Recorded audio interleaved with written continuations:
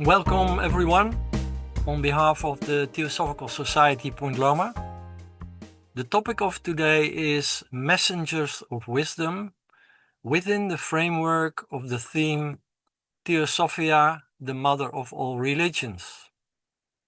In a world overflowing with social messengers, all of whom believe they have the best interests of society at heart, it is becoming increasingly difficult to distinguish among them the true and spiritual messengers. That is why we as a group of speakers have included this topic in the program. First, a brief recap of the previous two lectures. Every wisdom tradition on earth has emerged from the same wisdom source called the universal Theosophia. Wisdom traditions are therefore not fundamentally different from one another. At most, they are dressed in a different form which is or was appropriate for the culture and the thinking habits when they were brought. In our time, we see remnants of this and the resulting differences, which have led to degeneration, particularly in things like prayers and outer rituals, although the ethics can still be found in it. Last week, Barend Voorham has given us insight in what the characteristics of a true religion and a true religious life are, and I quote, "Striving for unification with the source from which everything originates by choosing an attitude to life that we implement with our noblest aspects of our consciousness and considering this the highest law or duty." End of quote.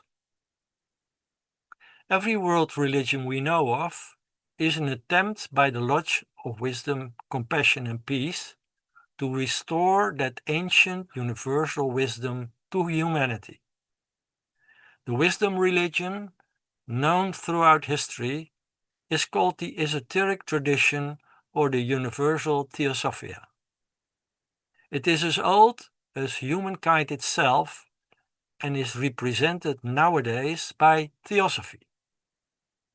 Now let's go to the topic of today, Messengers of Wisdom. The questions we want to discuss are as follows. What is a messenger of wisdom? What is its task? By whom, from where, and when are they sent? How do messengers share their wisdom with us? How do we distinguish between true and false messengers? And finally, do we need messengers? What is a messenger of wisdom?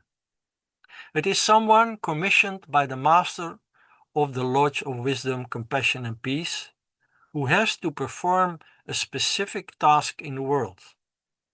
Their coming always serves a spiritual purpose. In broad terms, you could say they offer us the true keynotes of wisdom regarding philosophy, science, and religion. Universal keynotes of wisdom that indicate and explain the origin, the nature, and the destiny of life. Indispensable ideas through which we, as humanity, can begin to realize that we are part of the spiritual unity of all life, and that we, as humanity, can truly grow toward living this in practice. The messenger is thus the transmitter between higher developed beings who are greater than themselves and humanity. Each messenger has its place in a line of messengers, each of whom passes on the torch of light, of wisdom, to their successor. Messengers are sent out from the Lodge of Wisdom all over the world. Most messengers come without the world knowing about them or only to a small group. They work quietly for the benefit of their fellow human beings. Take, for instance, Madame Blavatsky. She was also a messenger, but few people knew or know this. Who else are the messengers and teachers of humanity who have gathered in the Lodge of Compassion and Wisdom? We will mention a few names. Perhaps the most famous messengers are from whom a world religion arose. In the West, Jesus the Nazarene is of course the best known. But Krishna, Gautama the Buddha, Plato, Muhammad, Sankaracharya were equally messengers from the Lodge of Wisdom and Compassion. Today, we will also look in more detail at this great lodge. This great lodge, from whence those messengers are sent forth into the world, can only be understood if we realize that the cosmos is one great living whole.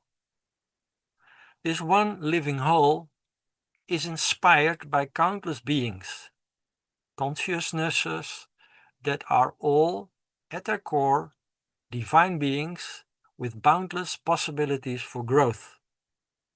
Beings that express themselves in divine consciousness, human consciousness, animal consciousness, plant consciousness, etc., all in different stages of development.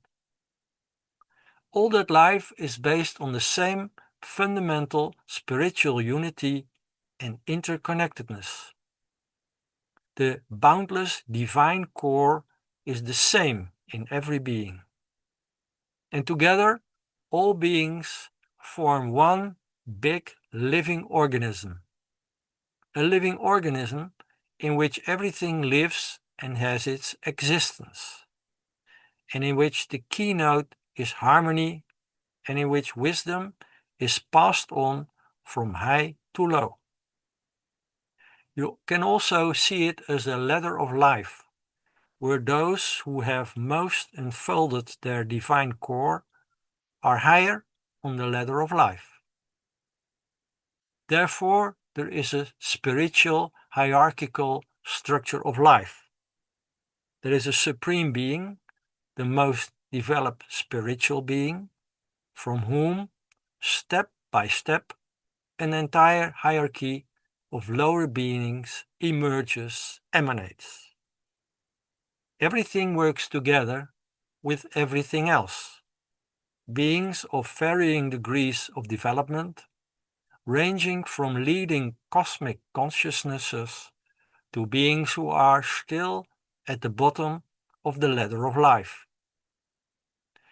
The entire cosmos is therefore guided by the most advanced or the most inspired or wise. Therefore, there are series of messengers who are ranked in a certain order.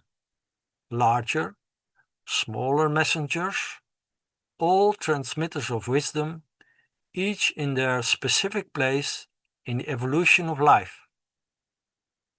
The hierarchy of the messengers is not based on principles that we can recognize in the world around us. Principles like competition, power, privileges, and discrimination. The messengers of wisdom, however, do not exercise power and never coerce. They also have no privileges. In fact, the messengers completely, selflessly give up their own advancement. They give up a greater spiritual life for themselves to help us. There is an ultimate self-sacrifice by those who give up a spiritual state of bliss called nirvana. The goal is to support those still trapped in the world of matter on their path to enlightenment. The messengers make perhaps the greatest sacrifice imaginable. However, they are able to do this because they no longer see themselves as separate, independent entities, but as integral parts of the unity of life. The messengers have identified themselves with the spiritual part within themselves, and they all fulfill a transmitting role. They are recipients of wisdoms from beings above them and transmitters of wisdoms to beings below them. Therefore, every messenger or teacher always lives and works within the overarching spiritual influence of greater teachers. They desire nothing any more for themselves and continually assist others in their progress. The messengers operate on the basis of a few fundamental principles, which we, as a Theosophical organization, also adhere to. Everything is done voluntarily.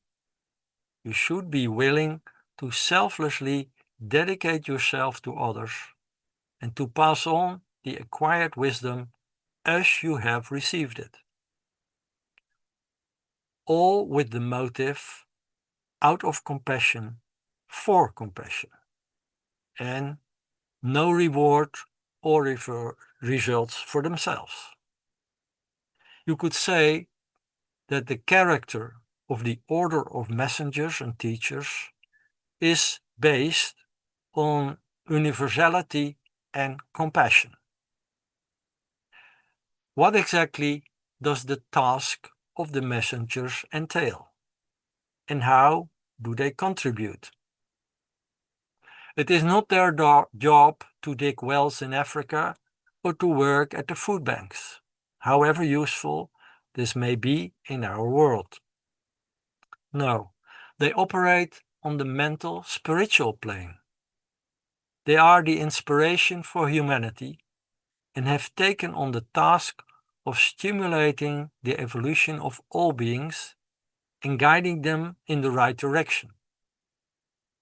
The purpose is to elevate human nature from the material world to the more spiritual world. The messengers are committed to shifting the focus of the human consciousness from a focus on external worldly matters to their own inner spiritual core. All members of the hierarchy of compassion, each in their own place, contribute to this greater goal. The messengers help us to awaken the higher part within us. You can therefore see them as spiritual midwives who help to give birth to the inner divinity within us.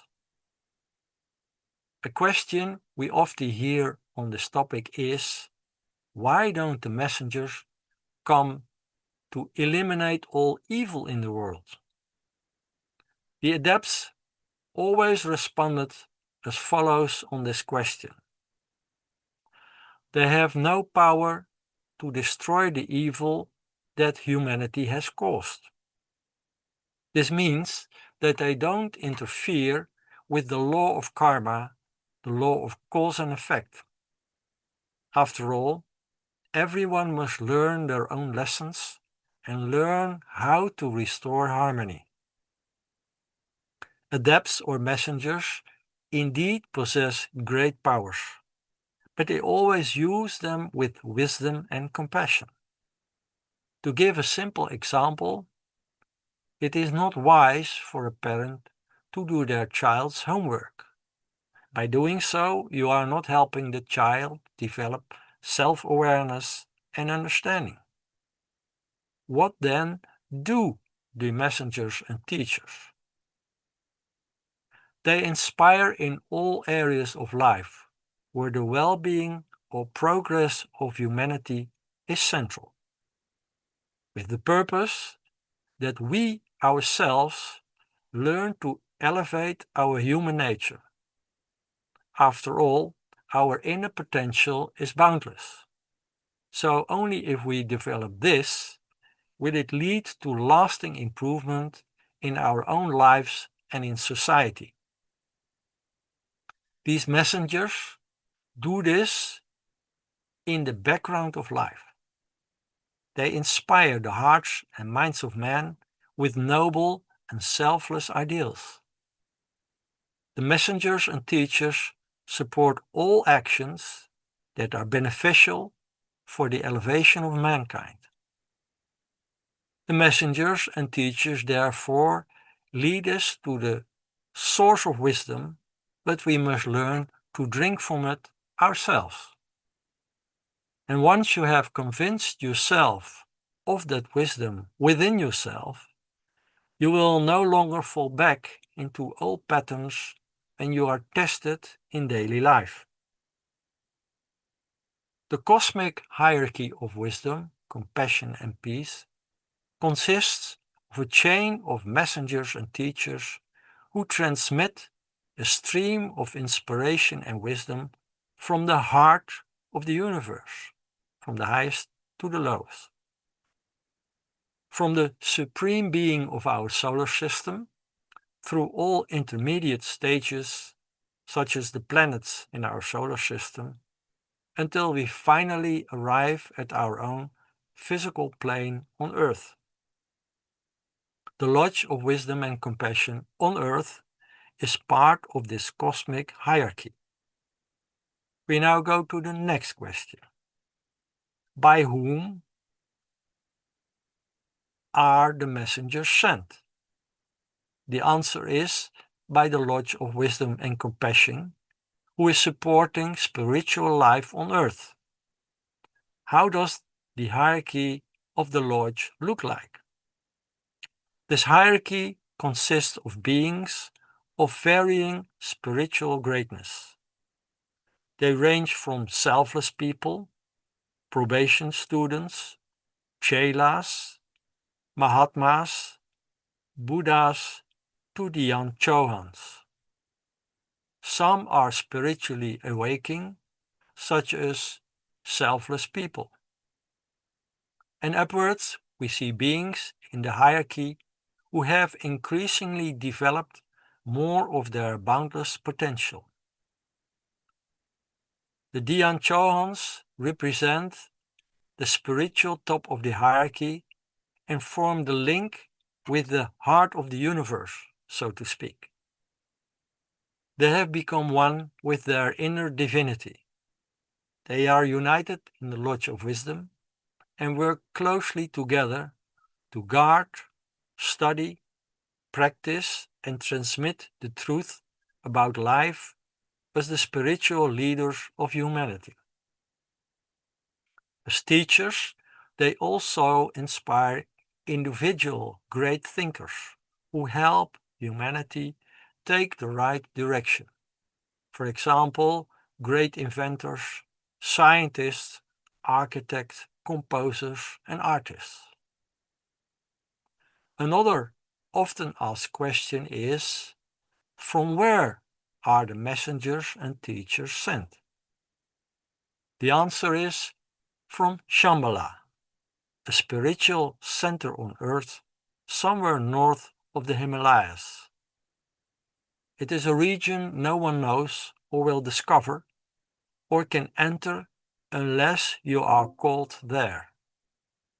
It is the headquarters of the Lodge of Wisdom and Compassion on earth.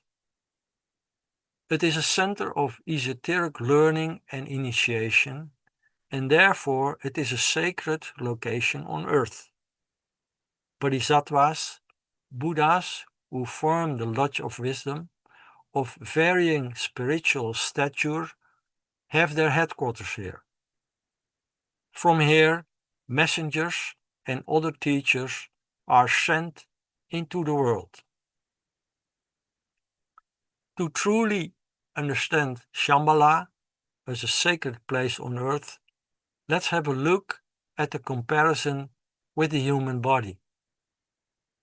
In the human body, important physical processes take place, such as the blood circulation.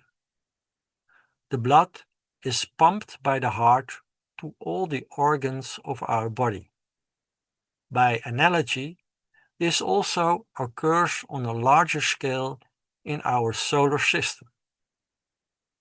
Our Sun can be seen as the central heart of the solar system, and not so much the physical Sun, but the spiritual being behind it.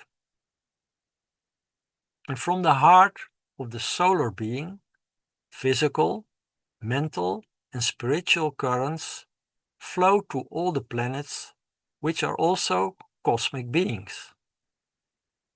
The physical, vital part of these currents is sometimes also visible to us, for instance, when we see the northern light.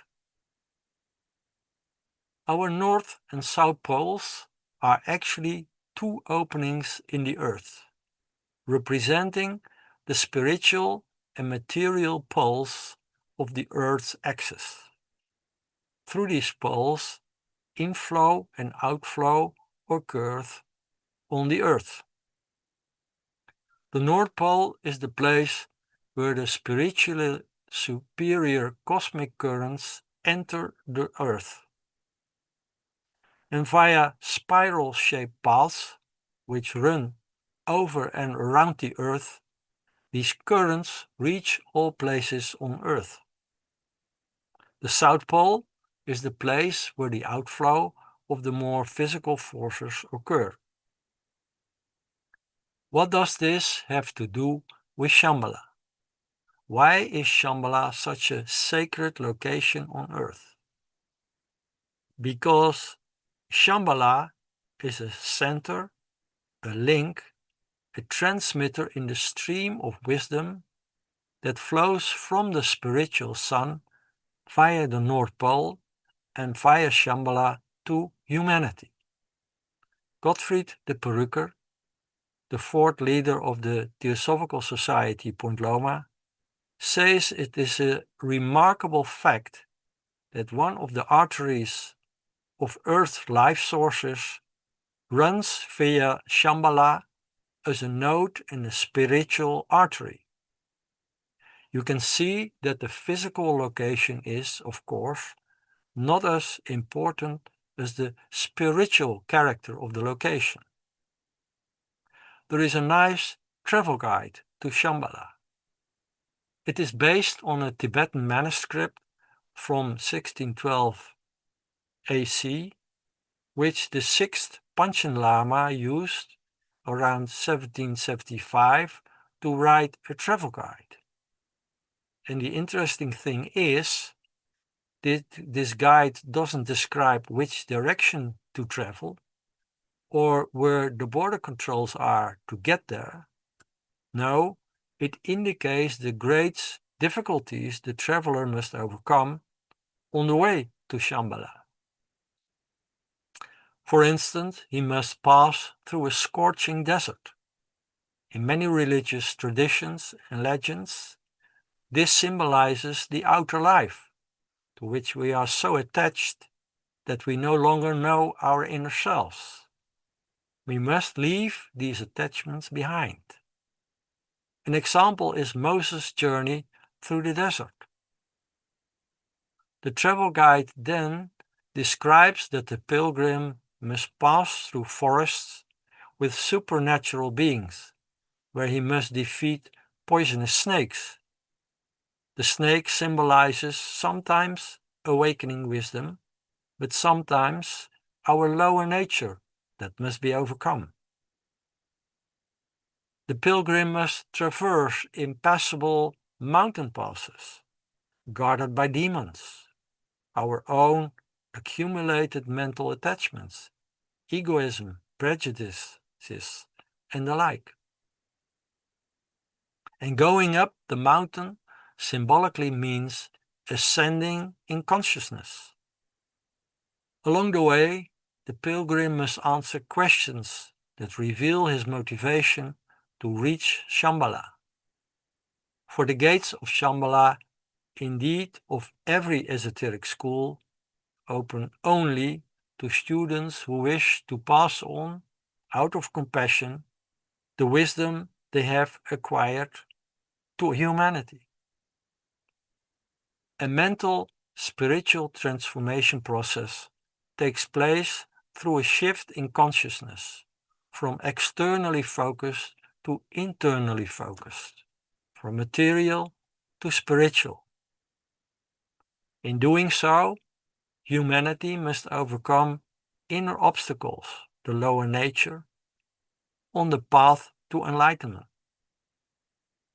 This topic will be addressed next week during the lecture on the inner path. To sum it up, Shambhala is the secret home and headquarters of the hierarchy of compassion, the direct teachers of humanity. The great brotherhood of teachers, the Mahatmas and the messengers are sent from there. We often think that religions and their founders, the messengers, were all people working independently of one another. Nothing could be further from the truth. In fact, they are well informed about each other. They all have the same spiritual school as their source. Throughout human history, the highest representatives of the Lodge of Wisdom have been called by various names. The Yanchohans among Buddhists and Theosophists. The ancient Persians called them members of the solar hierarchy. In ancient Egypt, they were called the sons of the sun. The Jewish mystics, the Kabbalists, called them sons of the gods. From the mother school in Shambhala, many smaller schools on earth emerged, all focused on the education of esoteric knowledge and spiritual development, such as, for instance, the schools of the ancient Egyptians and Persians, the Vedic and Vedanta schools of Hindustan, the Lamaistic schools of Tibet, the mystery schools of the Greeks, and the Inca schools in Peru. Over time, however, we see that the pure teachings, as taught by the mother school, are no longer properly preserved or are misunderstood, and degeneration occurs. Even though most schools did good work in their heyday, and then only vague remnants remain. And to be clear, the source of inspiration from the Lodge of Wisdom is always there. It does not stop. Only when the students break the link does the school, in its outward form, close. Now, what causes the link with the Lodge of Wisdom to be broken? Because the spirit of wisdom in the teachings is lost and replaced by personal, anthropomorphic ideas. Because the awareness of the universal unity of life and universal brotherhood becomes insufficient, and thus the practical application of the teachings comes under pressure. The mindset falls short. The next question is, when are messengers sent? The messengers don't come randomly, but often at the beginning and end of an evolutionary cycle. Each major cycle is started and accompanied by a major messenger who sets a specific tone for that entire cycle. Just as the members of an orchestra tune their musical instrument to each other for harmonious interplay. And at the end of a great cycle, another messenger comes who summarizes what humanity has developed and, based on that, sets the tone for the next phase of evolution. In the meantime, there are smaller cycles, for example, 2160 years, so-called messianic cycles, where specific spiritual nourishment is brought by a minor messenger who sets the tone for that smaller cycle. In every major cycle of evolution or development, there are periods of what could be called spiritual barrenness, when humanity has forgotten the lessons of the great sages. Often, human consciousness is then strongly focused on the physical plane and little on spiritual enlightenment. Then, smaller messengers appear in between, giving the message a spiritual boost. An example of this is Gautama the Buddha as a messenger. In his time, Hinduism had degenerated because followers had forgotten or neglected a number of key teachings. Therefore, he started with reforming Hinduism, which resulted in the teachings of Buddhism. The idea that a messenger always comes to lift spiritual barrenness is found in all philosophical and religious traditions. An example is found in the text of the Bhagavad Gita, where Krishna says, "I bring myself forth, O son of Bharata, whenever good in the world diminishes, and vice and injustice increase. Thus I embody myself from age to age, for the protection of good, for the destruction of evil, and for the establishment of righteousness." End quote. So you see, we have never been or will be without spiritual guidance.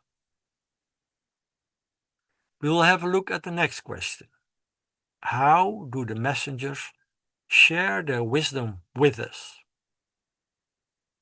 They always make a distinction in their teaching between the external, widespread formulation of religious and philosophical teachings, however, in which a number of profound core ideas are deliberately veiled or obscured. This knowledge is intended for the large masses of those interested in the teachings. This part is called the exoteric side of the teachings. Then there's a second category, the profound core ideas of the teachings that are unveiled. This knowledge and wisdom is intended for the small group of direct disciples of the messenger. This is called the esoteric side of the teachings. And the question here is, why did the messengers distinguish between exoteric and esoteric teachings? The answer is they did this out of wisdom and compassion for humanity, because not everyone has yet developed the appropriate qualities of consciousness to understand the deeper teachings. Therefore, truths and deeper teachings were often conveyed in a veiled or indirect way, sometimes through fairy tales, myths, and fables, but also wrapped in parables, like in the Bible,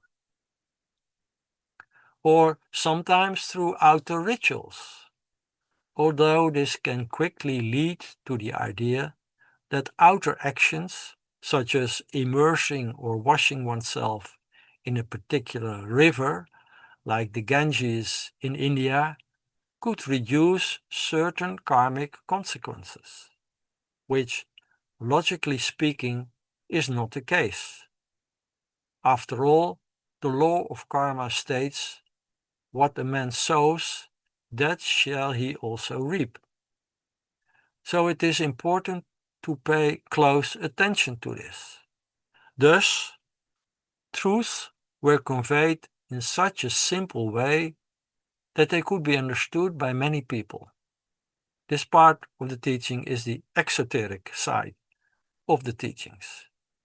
But the key, the deeper core, the esoteric side of the teachings, was not openly shared. Becoming acquainted with the esoteric side of the teachings comes with a number of conditions, based on the idea that knowledge entails responsibility. First and foremost, you must have the right mindset to deal with these teachings in an ethically responsible manner. This means you have to be trained to forget yourself and dedicate yourself to the greater good. In short, you must no longer have any tendency to use the teachings for personal gain. In addition, you must have prepared yourself in general and developed receptivity to receive and understand the esoteric teachings. All this paints the picture of a circle of direct students of the messenger, often called disciples, who receive the esoteric teachings in a private setting. For example, Jesus taught his disciples on the mountain, far from the masses. The Buddha did the same with his arhats. To sum it up, why do religions and philosophies have an esoteric and an exoteric side? The answer is to protect the teachings, to protect the students, and to protect the teacher, the messenger. The next question is, do the messengers and teachers help everyone? The answer is, universal teachings are always brought to everyone. But all the great sages on earth, the teachers and messengers, have always pointed out to humanity that it is not about our own individual uplifting, but about the uplifting of all life. Therefore, the teachers help everyone who wants to contribute to the uplifting of all life from the motive of compassion, and is willing to become a link in the chain of beings and pass on wisdom in their own place in society. In this way, wisdom is passed on from the highest to the lowest. The teachers therefore make a distinction in who is helped. Do you want to grow further for personal reasons? Then you still think and work from the idea of separateness. Then you are not directly helped in developing spiritual wisdom. The teacher and messengers help everyone who, from the motive of compassion, wishes to contribute to ideas and actions that give concrete form to that compassion. And therefore, they are always prepared to give the greater insight they have acquired to humanity. The key principle of the Lodge of Compassion is that all work is done out of compassion for compassion. Why don't they simply give their wisdom and teachings to everyone? You also can find many indications of this in various religions. In the text in the Bible by Matthew about the Sermon on the Mount, you will find, don't give what is holy to dogs, and don't cast pearls before swine. Although it can be doubted that Jesus used exactly those words, the reasoning behind this is as follows. A teacher is never understood by people who focus only on the outer world and who have only personal goals in life. These people will quickly find everything a selfless person or teacher does strange, or they may even look at it with suspicion. This is coming from the selfish idea who gives something from himself without expecting anything in return. Hence, the teacher always gives in wisdom only to people who are seeking and asking for esoteric knowledge to apply this selflessly in their lives. And it is not without reason that the teacher seeks people who selflessly receive, keep pure, and pass on this knowledge and wisdom. Because people with these kind of ideals aim for the enhancement of all life, thus elevating the totality of life to a higher plane. As a bonus, they themselves are also growing in the process. But that's not the primary goal. This is just how compassion works in practice. Another question is, how can we distinguish between true and false messengers and teachers? We can recognize the true messenger amongst others by the teachings they bring. The core of the message the messenger brings is found in the core of all religions and philosophies. The message is therefore always the same. It is universal. We find in that message the ideal of the spiritual unity of all life, of which universal brotherhood is a logical consequence. Furthermore, you can recognize the tree by its fruits. Thus, those who bring the message have a selfless character that testifies to selflessness, kindness, compassion, justice, and they practice what they preach. So if they want you to take a vow of poverty while they themselves live in a great wealth and comfort, something is wrong there. The true messenger or teacher points inward and encourages you to express your acquired sense of unity in an independent way. He teaches you to transform your selfishness into selflessness. He will always respect the free will, independence, and character of others. He will never encourage slavish obedience. If there is dependency or coercion, then there is a false teachership. He never offers wisdom for money. The old occult rule is what we receive freely, we pass on freely. After all, no one owns the ancient wisdom. It is the spiritual inheritance of all people. You can only pass on the wisdom as you have received it.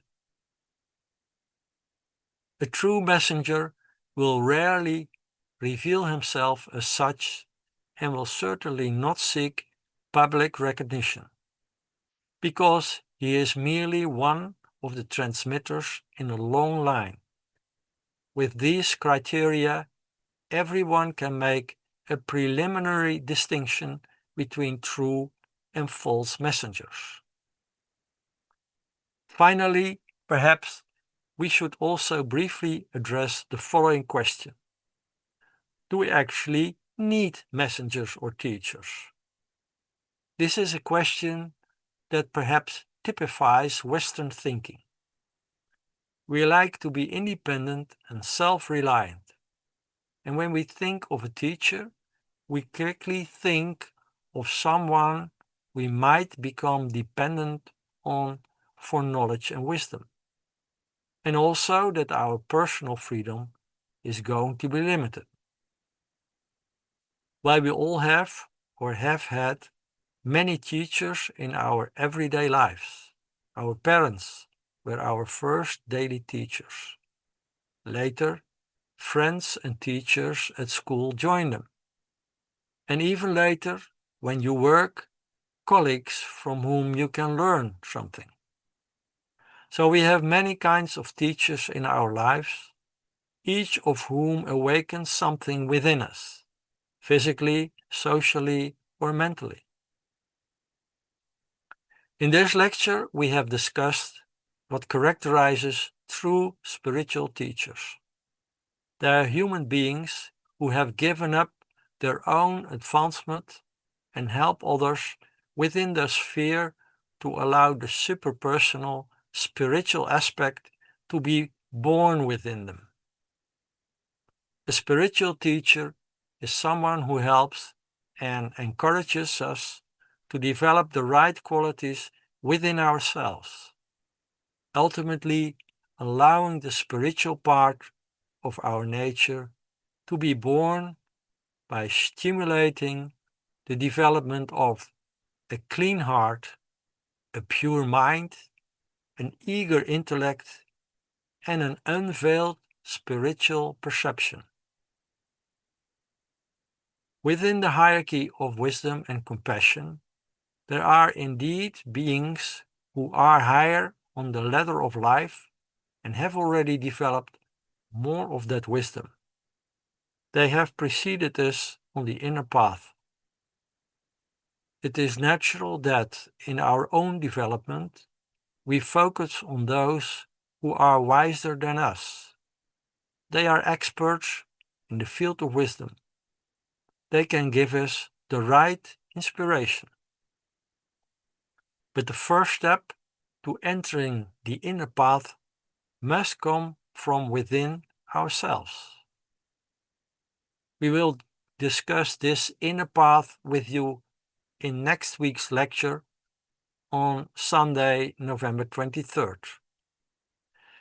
This concludes our lecture of today.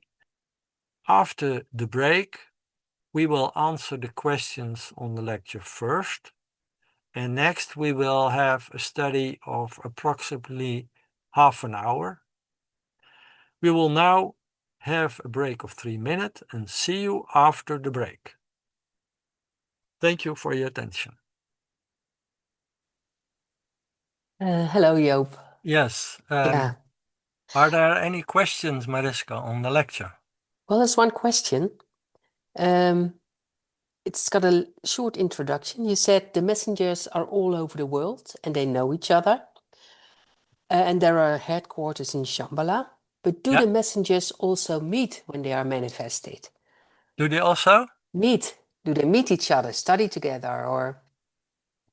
Well, the thing is that I said that they know about their existence in the sense that they follow each other up historically, and most of the time there is only one messenger at the same time active in the world on behalf of the Lodge of Compassion.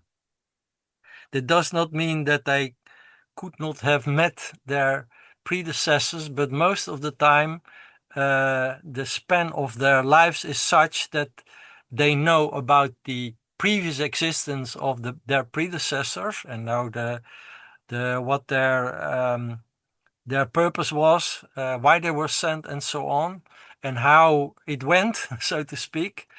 So they know a lot about the past, and they also know something about the future, but most of the time operates only one at the same time, publicly, so that in that sense they do not meet, but they are aware of their activities, because in fact they are every time they are a new issue of the teachings, or they may have the task to let's say give insight into the teachings of their predecessors.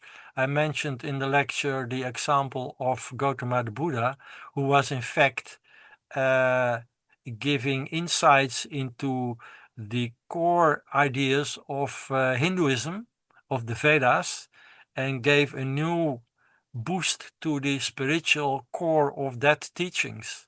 Yeah. And in fact, the successor of the Buddha, Sankaracharya, gave again some, had an initial task with relation to the teachings that the Buddha gave. So they all are forming one, let's say, effort from the wisdom, the Lodge of Wisdom and Compassion, to bring the light again, to give a spiritual boost, although they follow each other in sequences historically. Okay. Yeah. And another question came in just Yeah. now. How can we recognize these messengers? Yeah, that is one of the questions we would like to discuss in the study. So it is something I propose to share ideas about. I gave already a few hints during the lecture, but it is a very good question, and that is why we have marked it as a question for the study. So I propose that we discuss this question together in our study.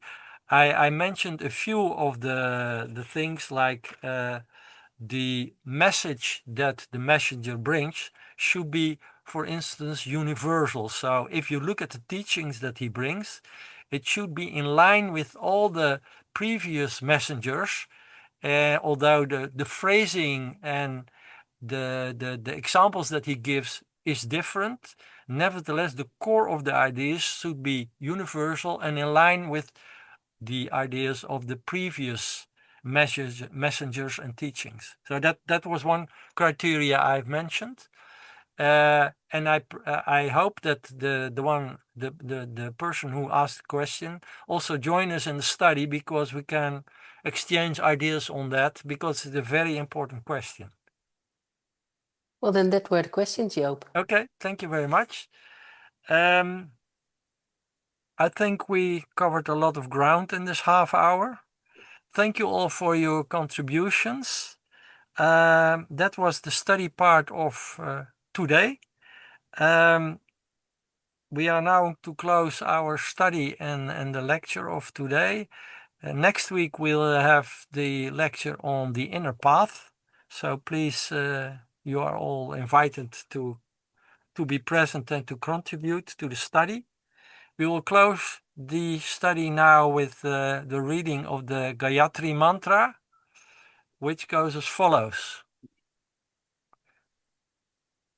O thou golden sun of most excellent splendor, illumine our hearts and fill our minds, so that we, recognizing our oneness with the divinity, which is the heart of the universe, may see the pathway before our feet and tread it to those distant goals of perfection, stimulated by thine own radiant light.